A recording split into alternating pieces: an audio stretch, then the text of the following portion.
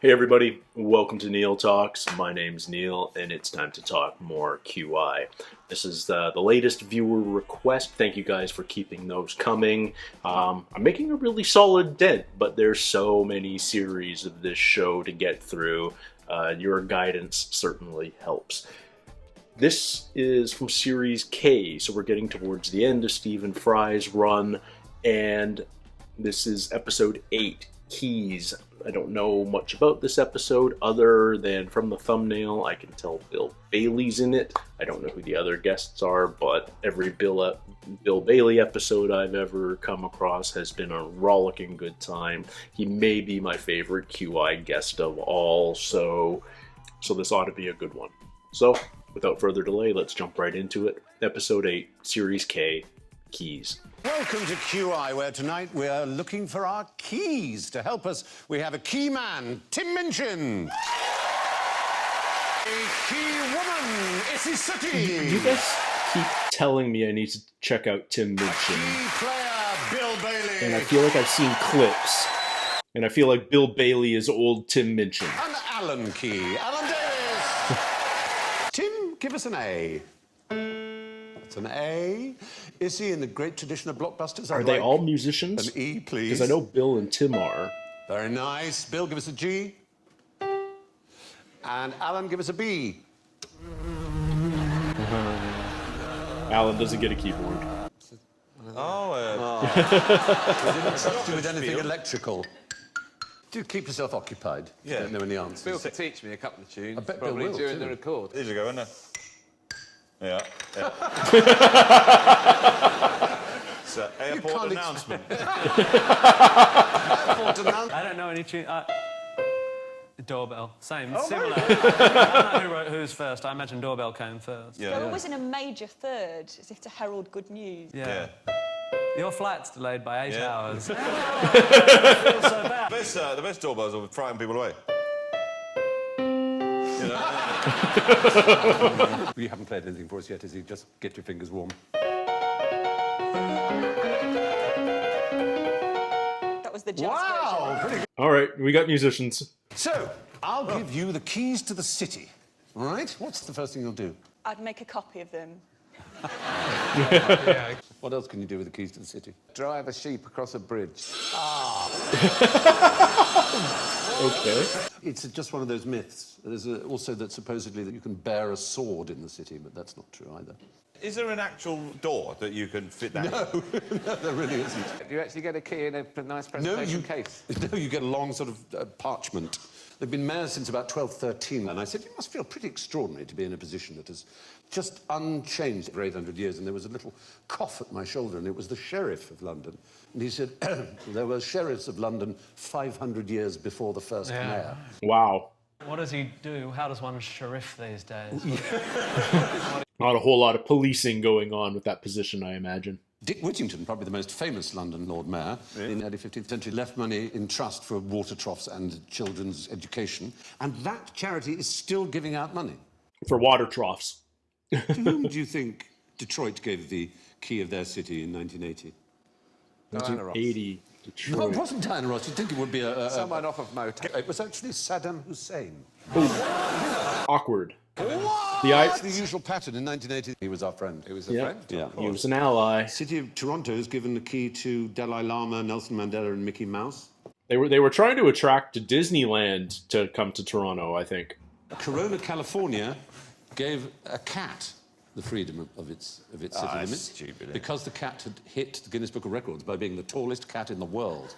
Tallest cat. But Cher upset Australians in 2012 when she sold her key to Adelaide on eBay. She got $96,000 for it. What?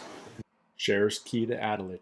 She responded to the inevitable backlash on Twitter. She said, I'm upset too and trying to get to bottom, exclamation mark. I think my office... Effed up. Yeah. Fudge. Fruity. Flannel. Flannel. Flannel up. Flannel up and wait for me. Flannel up. Clean yourself and flannel up. I'll be up in 5 minutes. Put on the special ointment. Bring me another one. This one's flannelled out. Oh, dear. What key part did bigots play in the Second World War? That's a bit of a minor description. Yes, I think it is. Oh, he was a bigot, was he? Oh, the more I hear about it. Is that an acronym, though, for something? Yes. Brown-eyed I've girls got on toast. one trouser. Bigot stands for British Invasion of German-occupied territory. Oh, okay. So there's Monty, and there's Winnie, and they're looking at a map, as you can see, and they're planning D-Day. Flannel over there. You call Montgomery and Churchill Monty and Winnie? Seems somewhat disrespectful. Anybody who knew any details of the Normandy landings, they were on the bigot list, and they were not allowed under any circumstances to leave the country. It's not like it was unlikely it wasn't going to happen, was it? I mean, England's there, France is there. I know, but we did everything we possibly could to persuade them that it was going to be further across towards Belgium, and precisely because Germany fell for some of the spies. The zigzag man, that poor old chap who was a dead body, who was dressed as if he was an important officer and dropped in the sea outside Gibraltar with a chained briefcase next to him with plans in it. Who actually was he?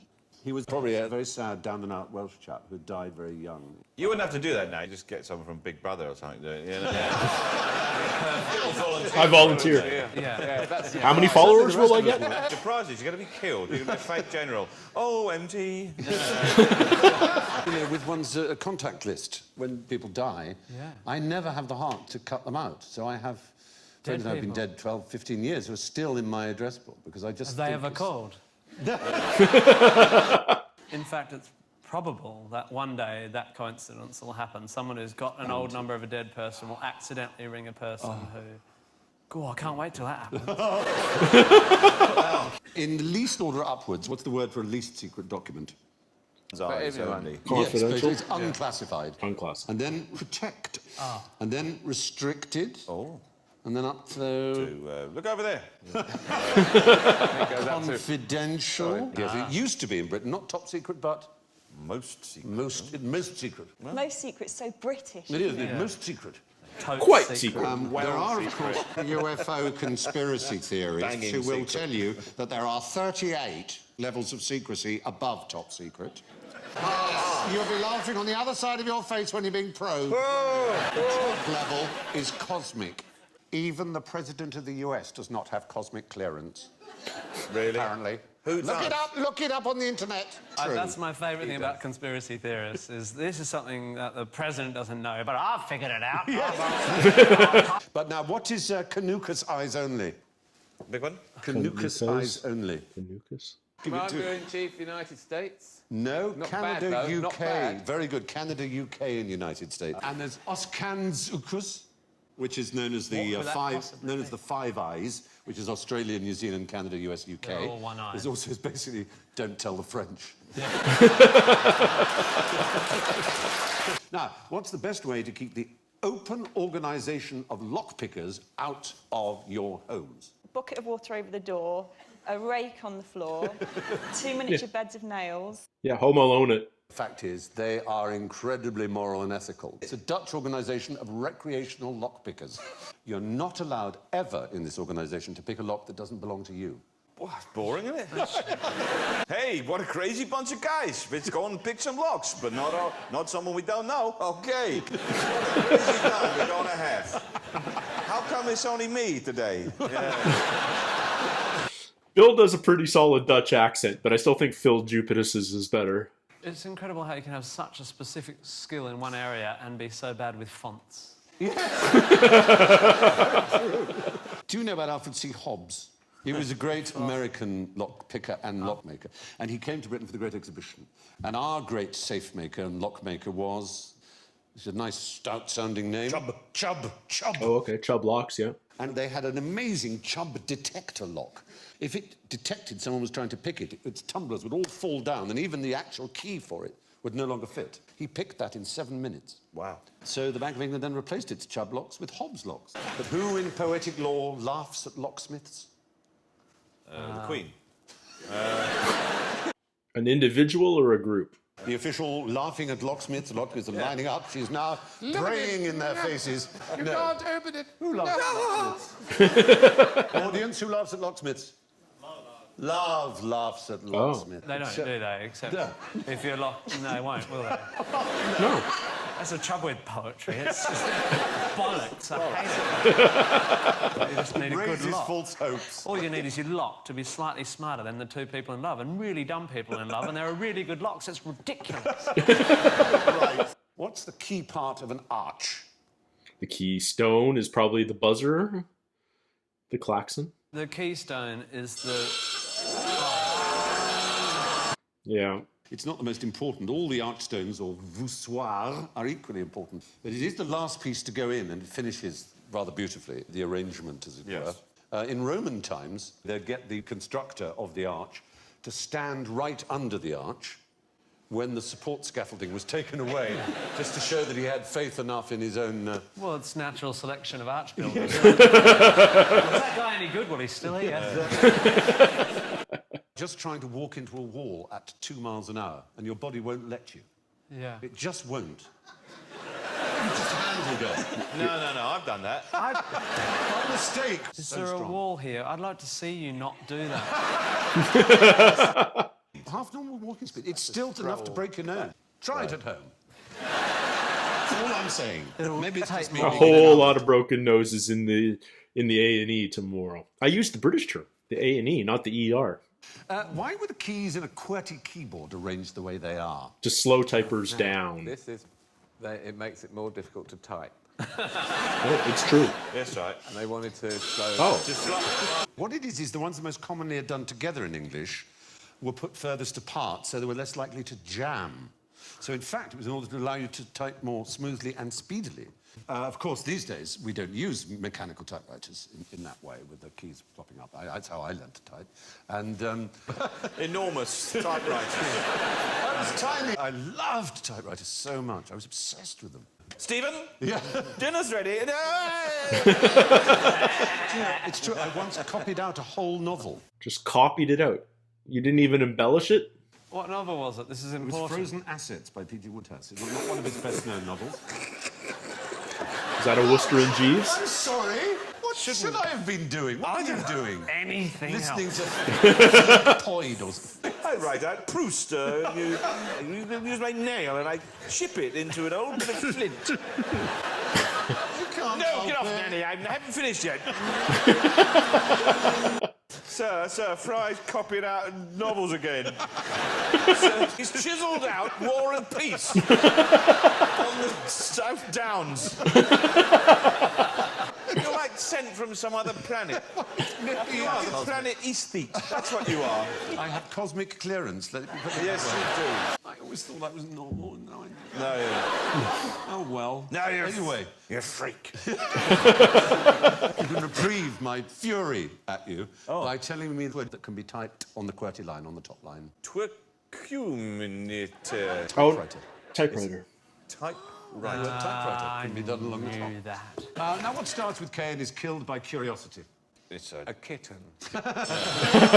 Oh, It's an animal species, but not a cat. kangaroos, A lot of these begin with Ks. No, but you're in the right hemisphere. Koala. koalas, Again, you're in the right hemisphere, not the right country. kinkajoos. Kiwi. Kiwi. Kia. Kia is the right answer. Oh. Very good. A Kia is A Type of bird. New Zealand parrot. bounty put on them some years ago. Kias were very curious animals. This is partly a result of having grown up in a country with no mammals. What you do is you stand behind a rock and wait for a Kia to come along, and then you drop behind the rock and disappear. And the Kia thinks, that's odd. And he wanders up and he takes a look over, and you just, with your club, just go bang like that. But then that's the beauty of it, is you've only just started. The Kia's friend goes, where's Kevin? Where's Steve? It's Kevin. Wanders round, comes They all along like called that. Kevin. Yeah, curiosity killed the Kevin. They're not the brightest. They're not the brightest things. But then you see, the point is they never needed to be.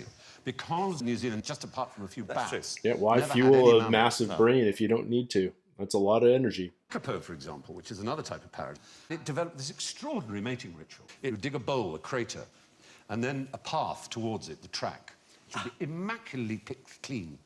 And then it would sit for months of the mating season. It would boom and boom, and the females in the valley below would listen to the boom they most liked, and they would waddle up. And if by some terrible chance a leaf had fallen on the track, the female would immediately just turn and walk away. And the poor old man would have to pick it clean, go back to booming again. Sometimes 3 years would pass, not getting his rocks off. It's just extraordinary. Only evolutionary pressure on this bird was to get laid. There's nothing else. This Nothing else. fat, stupid, nocturnal, horny bird. Yeah. And he couldn't even get laid. Yeah. Sounds like my life. Kiwis are not, they're not the most exciting birds. I mean, I've seen Yeah, kiwis. have you burrowed down into one of their dens? I went out with this guy. He found one and he said, get in there. And so I burrowed and burrowed and burrowed and burrowed. And you just see this little eye winking at you. A little look that just says, you just destroyed my house. Yeah. 3 years to make this. Now, what is this woman doing there? Breathing tested pneumatic belt muscle. Is this Lady Is she Gaga working new out? album cover, isn't it? 29. Making A a new thing. device. It's a sex toy. Yeah. But what about our hands? That's the clue, and our theme today. Is it a Piano, she's is it learning a piano. typing replicator? Piano, yes. It's a piano teaching machine. Oh, it teaches you to play piano. There have been many others along those lines. There's the chiroclast, which was clamped to the piano and trapped the player's arms. That's the one on the left. You were then crippled. There was the springs that you're going against in that middle picture. Yeah. So And that's it's a said that Robert workout Schumann used that machine. and it actually hurt his fingers, though others say that that was syphilis. It's a fine line, isn't it?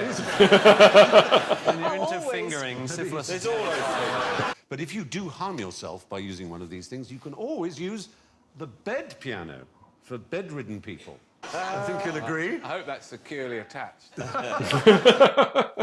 Seems like such a specific invention.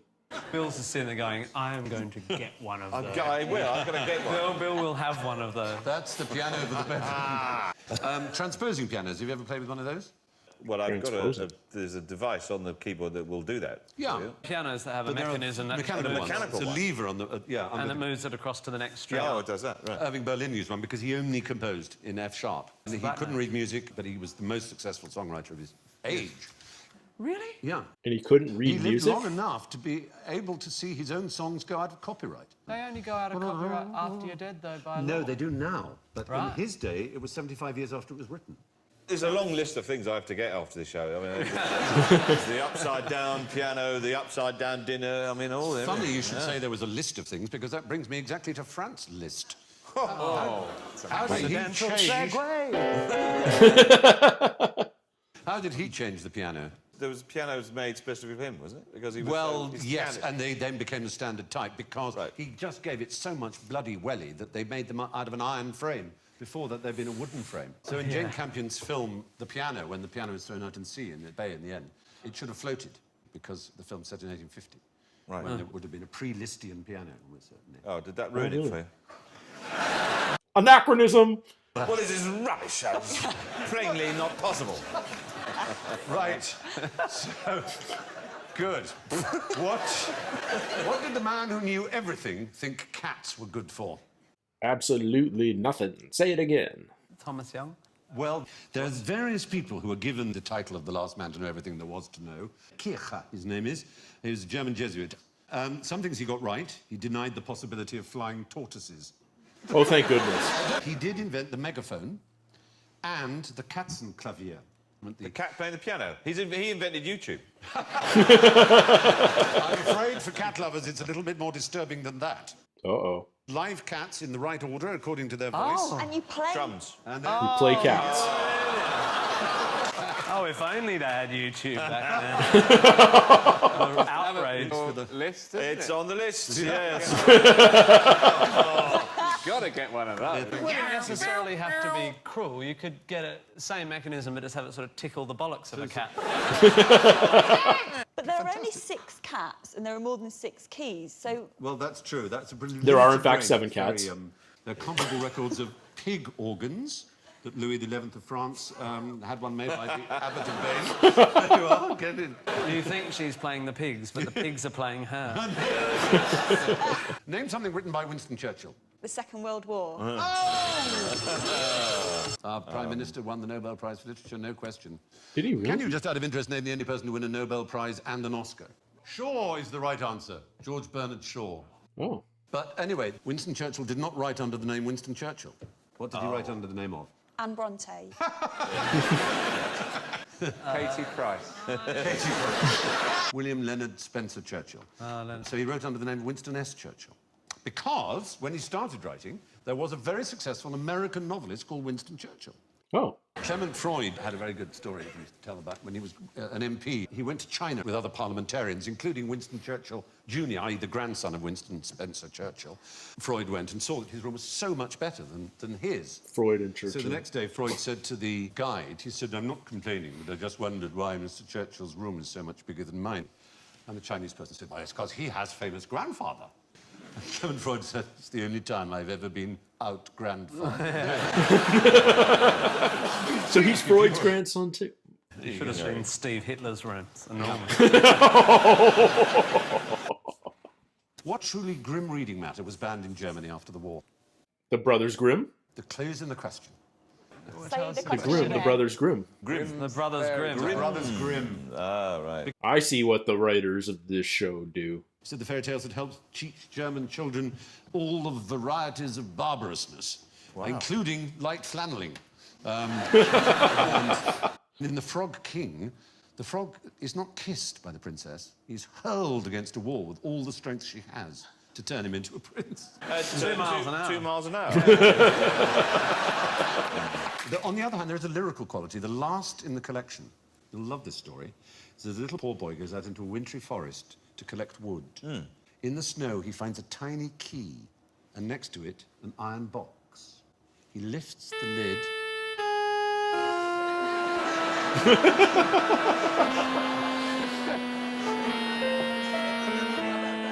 He lifts the lid. End of story. Oh! That's Pulp Fiction. Exactly. What do you think was in that box? I think it was a stash Porn. of porn. Wynton Marsalis's soul. My word, my goodness, my gracious, my goodness, and my everything. In first place, with +3, is Bill Bailey! He shouldn't look surprised. For a first-timer with -8, it's Isy! On his first appearance, he's really not bad. It's Tim Minchin! Let's not mention how bad his score is, though. In fourth place is Alan Davies! Good night. All right, I'm curious about Tim Minchin. He's got a very familiar look. I feel like maybe I've seen clips of his stand-up, maybe? But I'd like you guys to tell me, like, what of his should I check out? Does he just do stand-up? Does he perform? I feel like he does, like, sort of a musical stand-up act, but I might be completely off base. Is there anything else I would know him from? He just strikes me as very familiar, but I can't place him at all. But I feel like I should know him. Yeah, I don't know. Maybe it's just the eyeliner. You can never go wrong with Bill Bailey, especially when you give him some musical topics to explore and a keyboard to play on. Yeah, just a fun, interesting episode, and I'm glad I got to see it. I could have sworn, though, that I knew the story of the QWERTY keyboard, and that earlier designs were laid out differently, and you could type faster and they would jam, and the QWERTY keyboard was specifically designed to slow those actions down so they wouldn't. I mean, Stephen's explanation that it was about not jamming makes sense, but isn't that part and parcel of we slow it down so it won't jam? I guess the separating the most used keys makes sense, but I'm looking at my keyboard right now, and you know, E is right next to R, and A is right next to S, and M and N are right next to each other, and I don't know, maybe, but E and D are right next to each other, and so are E and S, and you know, yeah. It just feels like if that was the goal, you would have laid it out differently. Anywho, you learn something new every day, but you also have to take this show with a grain of salt, because the elves are basically starting from scratch with every episode, and it's like, this isn't stuff the elves know. This is stuff the elves research and research on a schedule, and what they find out is somewhat limited by what's readily accessible out there on the internet. And as we pointed out on this episode, you can find wrong things on the internet quite frequently if you fall down the wrong rabbit hole. Anyway, thank you guys so much for the recommendation. I love the diversion that an episode of QI gives me every week. Until the next one, everybody, take care, stay healthy. We'll see you soon. Cheers.